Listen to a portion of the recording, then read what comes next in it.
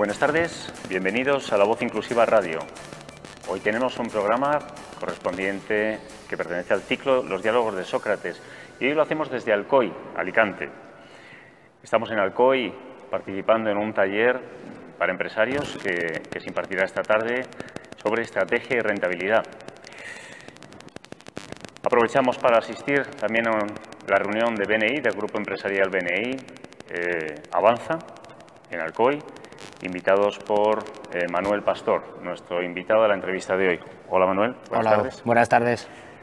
Recordemos que este espacio es patrocinado por Desarrolla tu Mente, empresa de formación en coaching deportivo, neurociencias aplicadas al deporte y gestión de entidades y empresas. Bien, Manuel Pastor es director de proyectos de Da Vinci Business School, escuela reconocida y con gran reputación en la comarca por enseñar y por sus másters, talleres y cursos sobre gestión empresarial.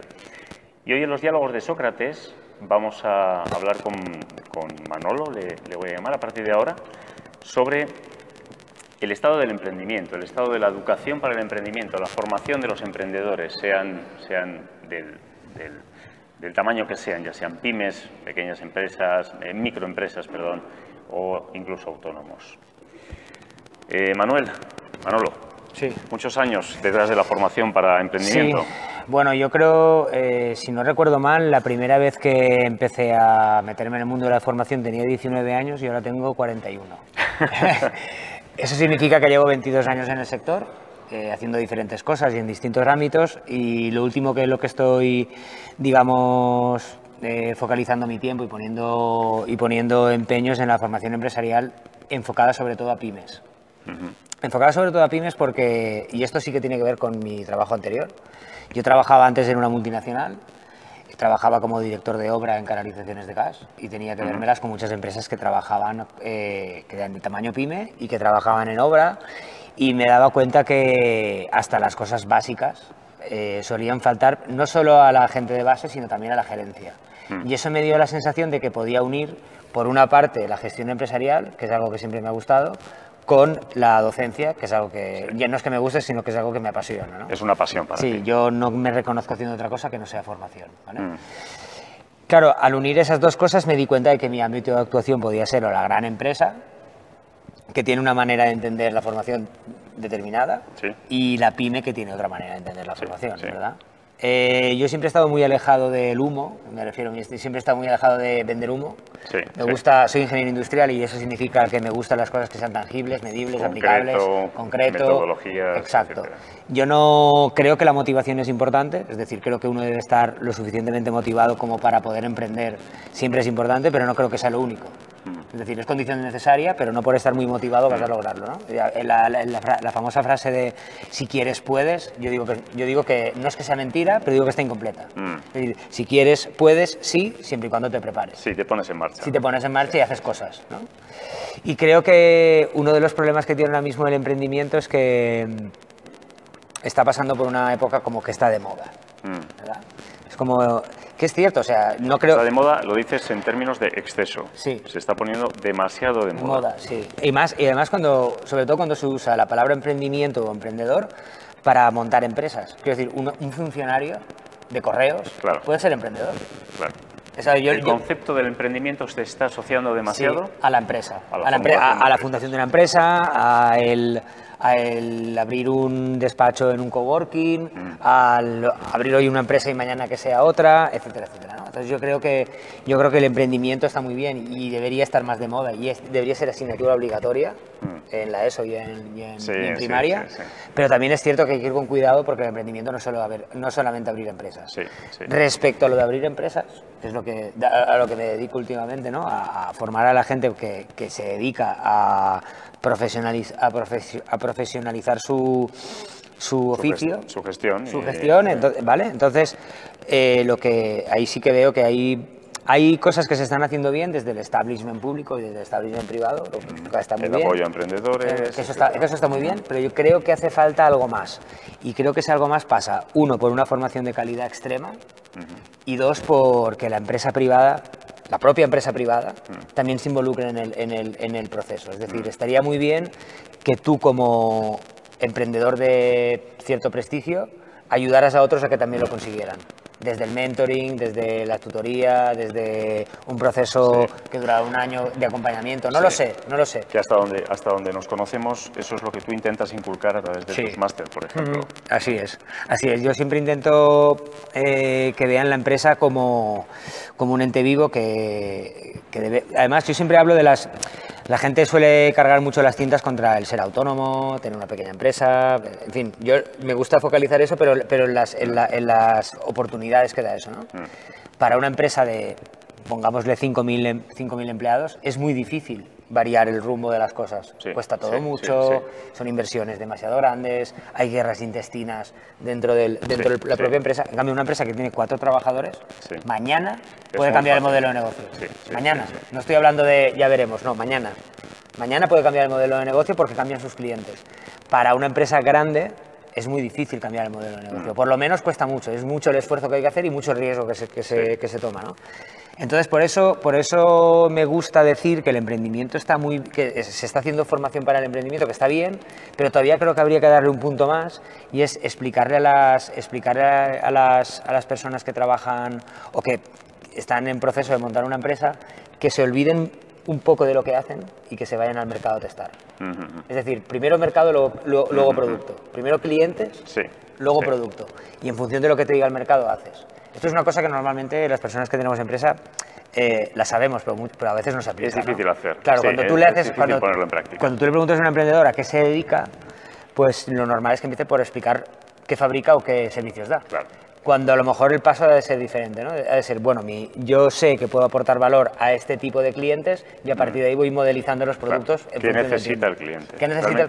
Ahí, fíjate, Manuel, entramos en métodos que tú utilizas en tus cursos y en tu máster, que son la metodología Canvas de generación de modelos de negocios, en los cuales el cliente es lo primero, la segmentación del cliente y las necesidades es lo primero para crear tu propuesta de valor. Esas metodologías son las que ayudan y para eso es la formación. Yo añadiría lo que has dicho al emprendimiento, las palabras innovación y creatividad también. Deberían ser asignaturas obligatorias, todas en una quizá, en los colegios desde pequeños. Y efectivamente, noto lo mismo que has comentado, que se está generando mucho emprendimiento, pero un emprendimiento desbocado en ocasiones, un emprendimiento orientado a crear la empresa. Y las empresas, sabemos el ratio de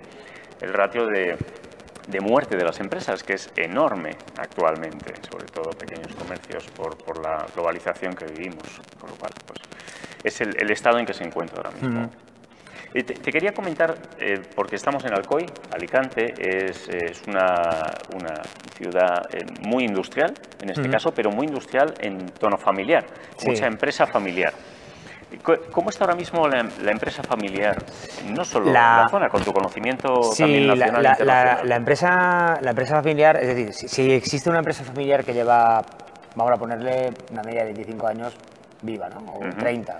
Una generación más o menos. Padres, hijos. Padres, hijos. Si encontramos una empresa de estas características, es una empresa que más pronto que tarde ha tenido que innovar, seguro. Porque el mercado de hace 30 años no era el de ahora, ¿no? O sea que algo ha tenido que hacer, algo ha tenido que hacer para ganar el futuro, ¿no?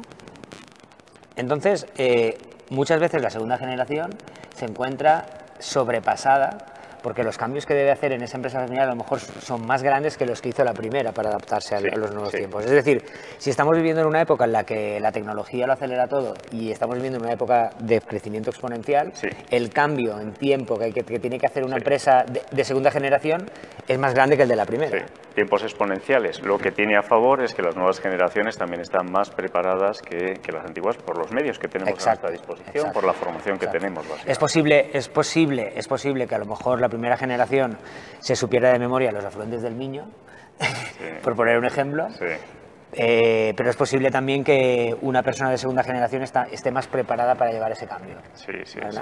Y sea capaz tenga capacidades más altas de gestionar la incertidumbre, en fin, una serie de intangibles que están... Una serie de habilidades que antes se podían tener o no tener, pero por ejemplo no se enseñaban, no se cultivaban, ¿no? Así es. Y fíjate que eso además da una oportunidad a las personas y entonces la gente ahora que nos está escuchando igual le chirría y es el hecho de que cuanto más tecnología hay, más factor humano debe haber. Y esto es curioso porque se suele pensar al revés, ¿no? Se suele pensar que la tecnología lo que va a hacer es que trabajen los robots y las personas no. Y es justo al revés. Es decir, cuanto más maquinaria, tecnología, innovación y más de más I hay, más importa el componente humano. Sí, sí. Porque además lo podemos ver en empresas. Una empresa que se dedique, por ejemplo, al textil, que estamos en una zona de textil, en concreto de textil hogar. Antes era todo manual y en una empresa pequeña cabían 150 personas. Hoy en día una empresa pequeña de textil puede tener 10, es decir, donde trabajaban antes 150 ahora trabajan 10. Sí, sí. Y eso es gracias a la tecnología. Lo único que sucede es que esos 10 tienen que cultivar valores humanos más grandes, o digamos, tienen que desarrollar ese tipo de competencias, pero en la empresa de antes no. Entonces ese realmente es el salto, ¿no? Me viene a la cabeza, según lo que dices, una foto de una antigua fábrica en la televisión, en las películas, una antigua fábrica en la que había una cadena humana enorme, en la cual había 100 personas haciendo algo medianamente aburrido, llámese, pero tenían su sueldo, su trabajo, su estabilidad, que era lo que se buscaba. Hoy en día la evolución ha sido claramente hacia más, como siempre digo, la felicidad, hacia estar feliz con lo que haces, hacia tener ilusión. Por lo tanto, la componente humana va a lo que acabas de comentar, que hay que cuidarla. Son menos personas, o las mismas o más, no importa, pero ya los mecanismos hay que cuidarlos desde el punto de vista humano, porque, digamos, nuestra cabeza, nuestro cerebro, nuestro comportamiento necesita más alicientes, más motivación, ¿no? Y además, fíjate que en una empresa familiar que lleva tiempo, quizá la habilidad más importante que haya, aparte de trabajar en equipo, comunicación, todo ese tipo de cosas, sea desaprender para volver a aprender. Es decir, ¿qué capacidad tengo de resetear el disco duro y volver a adquirir conocimientos y cosas nuevas? Porque o lo hago o vendrá alguien por detrás y lo hará mejor que yo. Y eliminar vicios adquiridos que en una empresa familiar son más fáciles de adquirir por eso, donde hay confianza da asco, según dice el dicho. El acervo popular. Hay un tema que has sacado antes, que es la empresa, has dicho algo parecido, como que está viva, ¿no? Eso es un organismo. Hemos hablado en la anterior media hora, cuando yo he disertado sobre las entidades como organismos vivos, cómo la biología puede ayudar a las empresas a aprender. Efectivamente, la empresa se trata de un organismo vivo que va evolucionando, que debería aprender de cómo nuestro cuerpo, nuestro cerebro ha evolucionado en los últimos miles y miles de años. Y estoy totalmente de acuerdo. Es quien no tenga en la empresa ese concepto de evolución, de crecimiento, y no crecimiento en números, crecimiento en la digitalización, por ejemplo, que les afecta tanto. El cambio generacional, porque la gente con más experiencia es igualmente válida, no, el doble de válida junto a la gente joven, y no son opuestos y componentes diversas, ¿no? Yo en esto, yo diría que, no sé si tú también lo percibes, pero la formación es o el desarrollo de las personas me parece que es un segmento de negocio, ¿no? Donde se está desarrollando mucha cosa. Hay mucha oferta, tú lo sabes, tú te dedicas a lo mismo que yo, sabes que hay mucha competencia, sabes que ahora el desarrollo de personas, digamos que es probablemente es uno de los negocios en alza, ¿vale? Yo en este caso ya no le diría al empresario o al autónomo que se formara. Yo creo que eso ya ha calado. Es decir, ya ha calado el hecho de que te tienes que formar. Yo lo que le diría es, a partir de lo que necesitas, busca a alguien que te ayude y que te acompañe, independientemente que luego sea el formador. Vas más hacia mentorado. Sí. Mentorado de medio y largo plazo, más que a la formación pura, que parece que está evolucionando bien y tiene calidad. Yo sobre todo lo que veo es que, teniendo en cuenta que hay tanta oferta, necesitas a alguien que te limpie el grano de la paja. Claro. ¿Quién? Un experto en formación.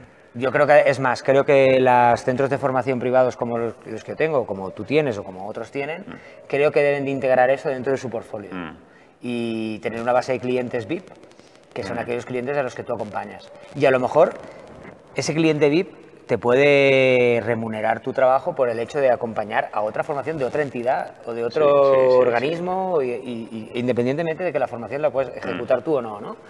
Porque en un determinado momento, para una determinada persona o para una determinada empresa, a lo mejor lo importante no es el contenido, sino es algo motivacional o espiritual o algo de gestión del estrés, o vayas a saber, ¿no? Está más metido en la parte baja de la pirámide, los valores, quizá no tanto en la parte alta de las habilidades de gestión de equipos. Eso para la persona, pero es que además también puede ser para la empresa. O sea, la empresa no deja de ser una cultura de personas, que cada uno desenvuelve un papel, Y creo que ahí tiene mucho que decir, que esto también es una pedra mía, creo que ahí también tiene mucho que decir la antropología. Sí.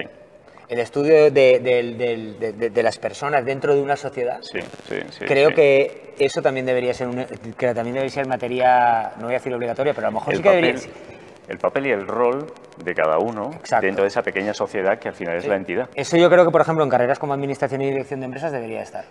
Fíjate que me viene a la cabeza, sin recordar los detalles, cuando hace mucho tiempo ya, no sé si fue Intel, HP o IBM, introdujeron antropólogos para trabajar dentro de sus empresas, para conocer efectivamente desde dentro y para incluso replicar modelos antiguos de comportamiento social. Si te fijas, hay una tendencia, y esto es aquella división que nos hacían nuestros profesores de ciencias y letras, pero si te fijas hay una tendencia a que las personas que están en letras deban de saber de tecnología, ¿no? O sea, parece imposible que una persona que trabaje, da igual que trabaje en público o en privado, da igual.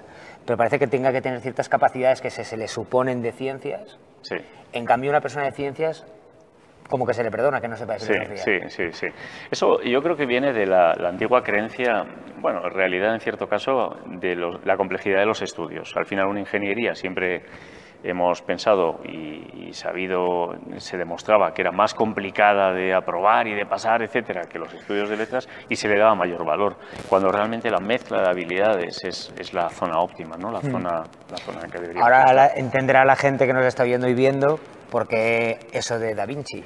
Ajá. Explícanos el concepto de Da Vinci. Sí, el concepto de Da Vinci básicamente viene de no sé si es una propuesta o un autoconocimiento de mí mismo. Y es que yo ahora tengo 41 años recién cumplidos la semana pasada, por cierto. Y a mí si me preguntas si eres de ciencias o de letras, te diré que no lo sé. Ya no lo sé. Ya no lo sé. Lo supiste cuando estudiaste a los 20 y pocos años. A los 19 empecé a estudiar una ingeniería, soy ingeniero industrial, especialidad química industrial. Y entonces yo creía que era de letras, de ciencias, perdón. Pero luego, al mismo tiempo, también es verdad que durante esa época ha sido cuanto más he leído en mi vida, cuanto más he escrito en mi vida. Sí. Y eso me hizo pensar que quizá esa división entre ciencias, letras y entre blanco o negro, quizá no tiene ningún sentido. Y luego me di cuenta que lo que realmente hace falta dentro de la empresa es un valor humanista de las cosas. Es decir, se habla mucho de misión, visión, valores, tal. Sí. Que muchas veces las empresas lo toman casi como papel mojado. Pero creo que conforme vayamos avanzando, y lo que hablábamos antes de la empresa familiar, y sobre todo en ese tipo de empresas, creo que estas cosas deben empezar a implantarse no mañana, sino ya. Ya porque son importantes a la hora de gestionar una empresa. La visión humanista. Sí, la visión humanista de lo que es dirigir una empresa. ¿no? Es decir, ahí se mezclan los conocimientos que has dicho antes, de conocimientos o réplica de cómo es la sociedad fuera, cómo hemos evolucionado, cómo evolucionan las empresas y, por tanto, la antropología, la biología, la neuropsicología o psicología de la que yo hablo habitualmente en mis programas, todo eso se entremezcla para dar una dimensión a la entidad más humana, más coherente y de mejor funcionamiento, de funcionamiento más eficiente, porque al final es verdad que la entidad está para ganar dinero, para hacer felices a las personas, ser útiles para la sociedad, pero también para ganar dinero. Entonces somos más eficientes también ahí, en ese punto, claro. Yo creo que la empresa que trabaja los intangibles es una empresa que trabaja de manera más eficiente. Y no hace falta, trabajar de manera más eficiente no es poner más ordenadores. Es decir, es ser capaz, por ejemplo, para mí, ser eficiente es ser capaz de, en el momento que hay no sé, yo te digo, ayer, por ejemplo, tuvimos una situación que había que parar, analizar, corregir y hacer. Tener eso en el sistema, o sea, tener eso como un modus operandi en caso de crisis, creo que eso hace más eficiente a mi empresa. Y no solamente cuando se nos ocurre o cuando tenemos tiempo. No, precisamente porque no había tiempo había que parar. Y creo que ese tipo de cosas, ese tipo de automatismos, es importante que los gerentes velemos porque se implanten dentro de las empresas. Mencionabas antes la digitalización y lo mencionaba yo. Fíjate hasta qué punto considero que es importante y estoy de acuerdo contigo. Estamos creando un programa que se llama Mind the Gap, que es para cubrir ese gap humano que acompaña a la digitalización, porque está todo el mundo muy preocupado en digitalizar las aulas, las entidades, las empresas, los hogares. Sí.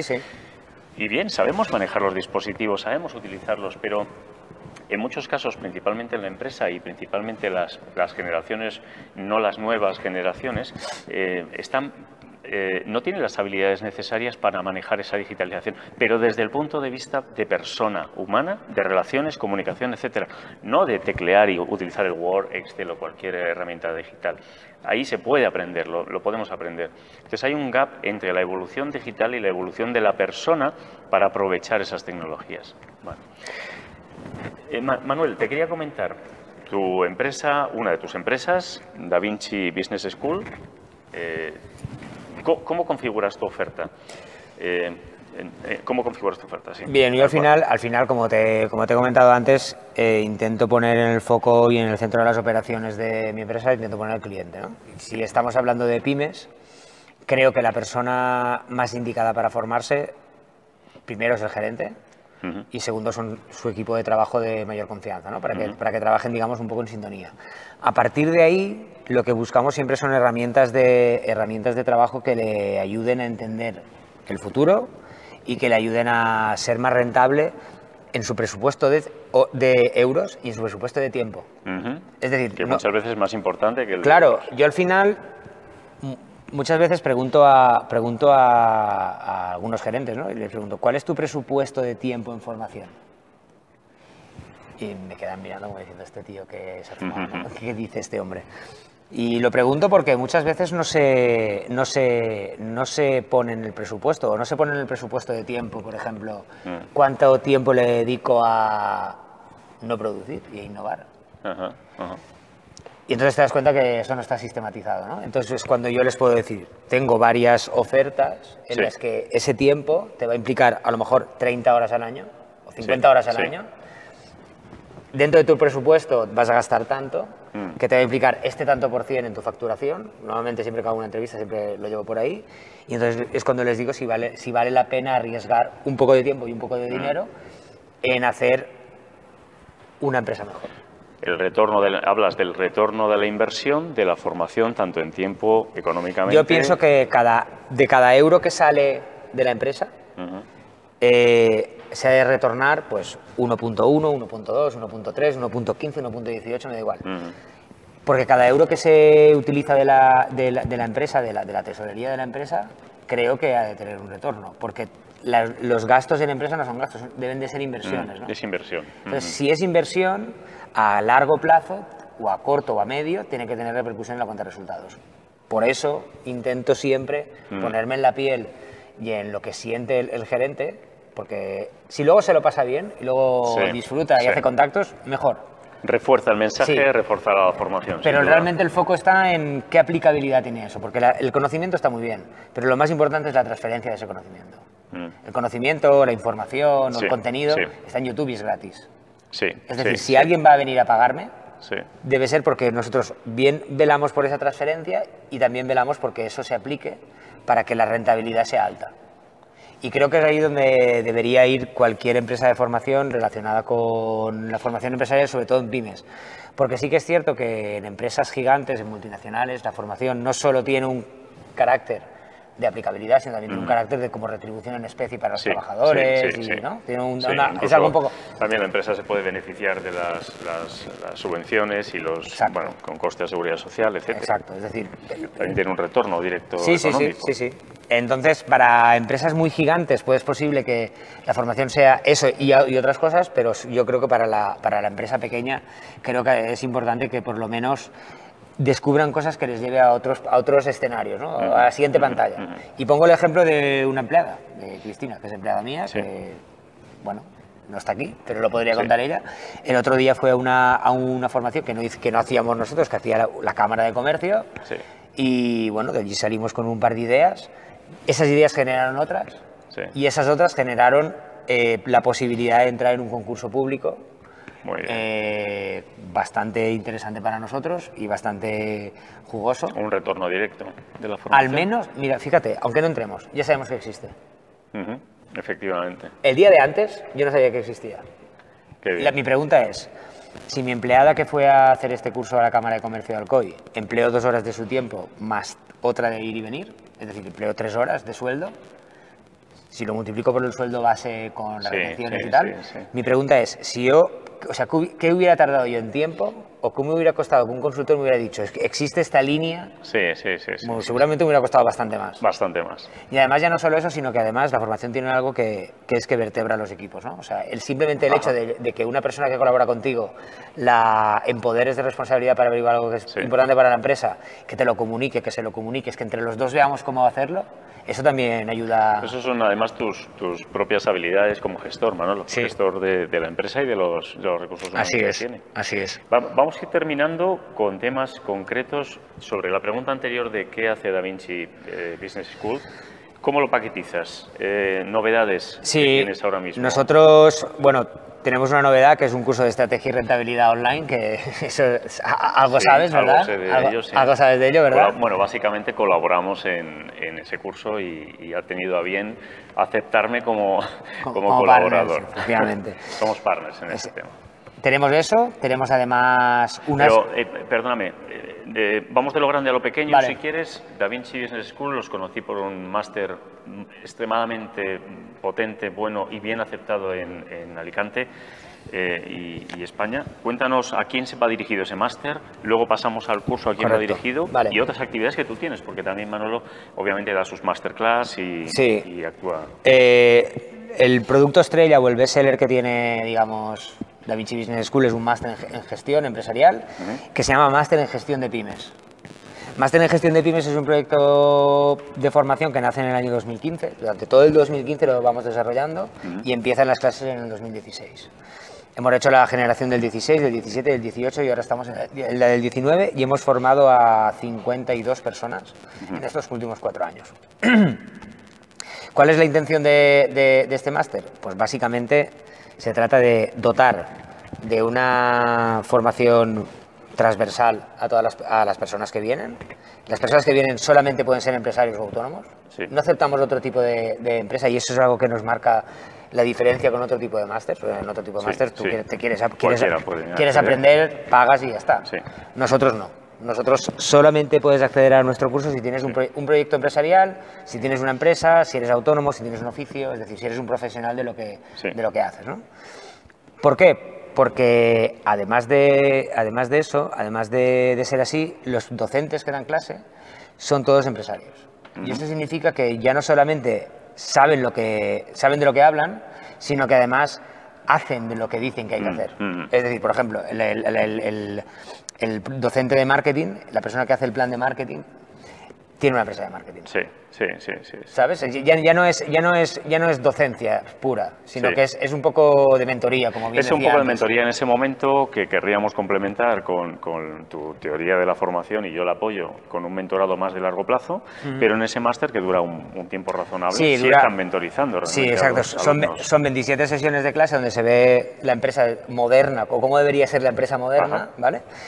Y además, ya no solo velamos poniendo a un docente que además es empresario, sino que además, al acabar el máster, tienes a un mentor para ti solo. Perfecto. Con lo cual, esa transferencia de conocimiento se vela por esa transferencia de conocimiento. Estás haciendo la dualidad de formación estándar, llámese, o en conocimiento con formación en humana o de la persona, como digo yo muchas veces.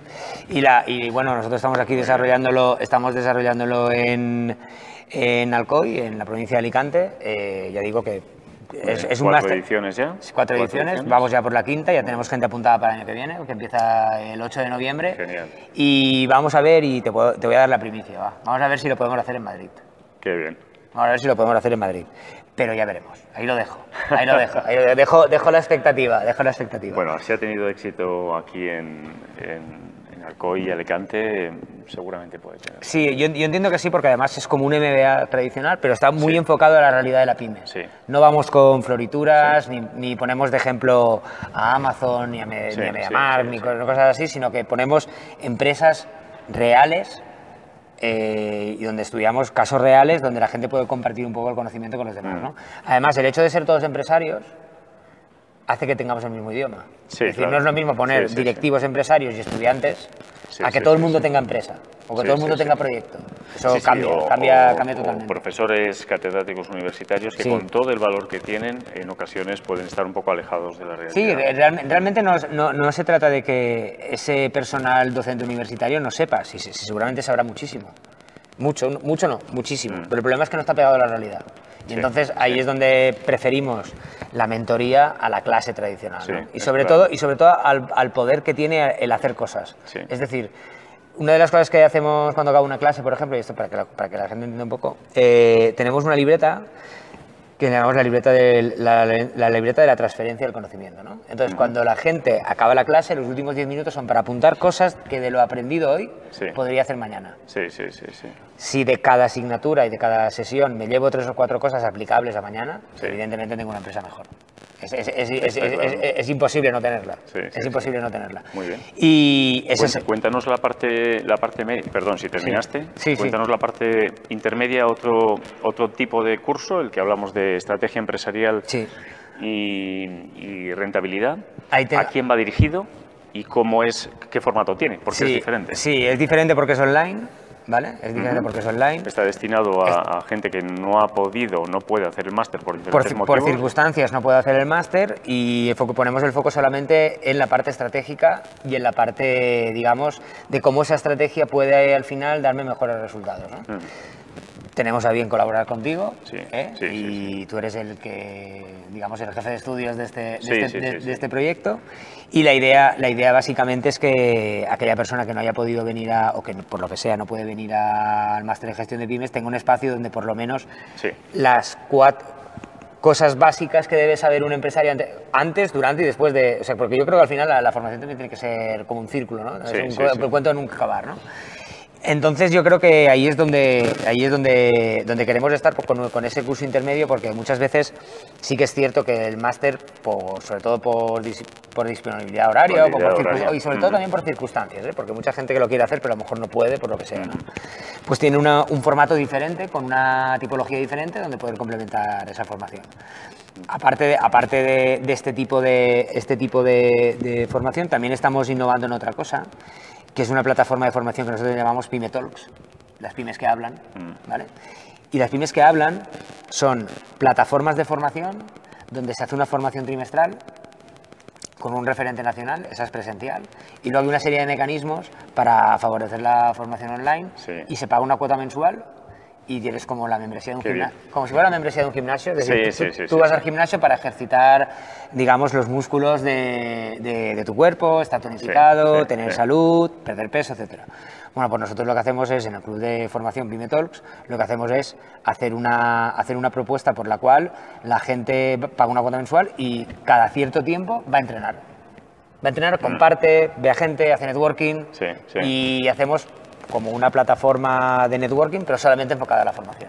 Qué bien, muy novedoso, complementario y esas 3 cosas son las que hacemos en aparte de que Manolo, que lo conozco hace ya un tiempo, pues da sus masterclass. Aparte de eso, cuando te piden. Aparte de la formación que yo como director de proyectos dirijo, también tengo una parte en la que yo soy formador, ¿vale? Podemos empezar la entrevista diciendo que soy formador desde los 19 años. Por ejemplo, en la Cámara de Comercio doy cursos, cursos de emprendimiento, cursos de empleabilidad, cursos para gente joven que está un poco desnortada en su vida. Y luego también doy formación en empresa, que la hago en Company, que la hago en la sede de la empresa, y lo que hago es formar a equipos de trabajo en atención al cliente y en venta. Porque creo que la atención al cliente, la venta, el neuromarketing, el comportamiento del consumidor, creo que es algo que todo el mundo debería de saber. Todas las personas que trabajan en el seno de una pyme deberían de saber, pero muchas veces solamente saben aquellas personas que se dedican a eso, con lo cual es un error. Si hemos dicho anteriormente, recuerdo haber dicho que el marketing estratégico es el pilar fundamental en el que se apoya la empresa de hoy. De nociones de marketing estratégico creo que todo el mundo debería saber. Y marketing no es hacer publicidad. El marketing es algo más. El cliente es de todos. El cliente es de todos, efectivamente. Y es el que paga, es el que paga las nóminas, es el que dirige la empresa, es el que determina si un producto vale o no vale, con lo cual creo que de atención al cliente, comportamiento del consumidor y venta y neuromarketing también, creo que todo el mundo debería de saber por lo menos lo básico. Y eso es lo que hago, además lo hago empresa por empresa, no lo hago con mucha gente a la vez, sino cojo una empresa, primero hago con una videollamada, hago una especie de consultoría, luego voy a la empresa, doy una formación y luego hago un poco de seguimiento para ver cómo van, planteo unas mejoras para la empresa y me voy. Y la verdad es que es un tema bastante curioso porque más que la gente no sabe vender, creo que la gente no sabe lo importante que es vender porque cree que vender es otra cosa. Sí, sí. Y además lo tienen adjudicado al departamento correspondiente. Sí, sí. Muchas veces no se disemina por la organización. Sí, muchas veces parece que las empresas en reinos de taifas, ¿no? Producción, contabilidad, administración. Es que fulano me ha dicho, es que yo te digo. Sí, sí. Claro, vale. Vamos a suponer que puede haber tensión y falta de comunicación entre un departamento. Se puede asumir que en el día a día puede haber una distensión. No vamos a hablar aquí de que todo es perfecto y todo es feliz, ¿vale? Pero sí que hay algo que todo el mundo debe tener seguro en cuenta, que es que el cliente es el que manda. Si el cliente es el que manda, tanto administración como producción, como contabilidad, como... Es el centro neurálgico de todas las operaciones de la empresa, a todos los niveles. Así es, entonces afecta a todos. Si afecta a todos, creo que todos debemos ser por lo menos conscientes de que eso es así. Y esa es la formación que imparto para sensibilizar a las empresas de que eso es importante, ¿no? Pues yo creo que nos queda bastante claro que lo que ha dicho Manolo al principio de la entrevista, que es que su ilusión, pasión y a lo que se dedica es la formación a todos los niveles, paquetizándola en formato high-end o máster, con el curso intermedio para que la gente sin posibilidades de tiempo o simplemente circunstancias, como decía, pueda acceder a un curso online realmente bueno de estrategia empresarial, llegando a terminar con un plan estratégico y mejorando su capacidad para poner en el papel lo que saben y lo que tienen en la cabeza. Y luego, pues las actividades tuyas personales y de tu empresa o tus empresas en torno a la formación humana y de las entidades. Terminamos, Manuel. Muchísimas gracias no solo por la charla, por el diálogo, sino por acogernos aquí en Alcoy. Estamos gracias a él aquí. Espero que hayáis estado a gusto, que hayáis tenido una buena experiencia visitando nuestro grupo de BNI y que espero que sigamos colaborando porque el placer creo que es mutuo. Todo perfecto. Encantados de estar aquí en Alcoy, en el grupo BNI Avanza, con unas instalaciones magníficas para hacer esta entrevista hoy. Y bueno, esta tarde nos toca el taller de estrategia empresarial y rentabilidad. Y nada más, recordad que estamos en La Voz Inclusiva Radio, programa Los Diálogos de Sócrates y nada más, continuaremos el próximo jueves en directo. Sabéis que tenéis esta información a partir de mañana colgada en YouTube, iVoox y en la plataforma iVoox en formato audio. Un saludo, adiós.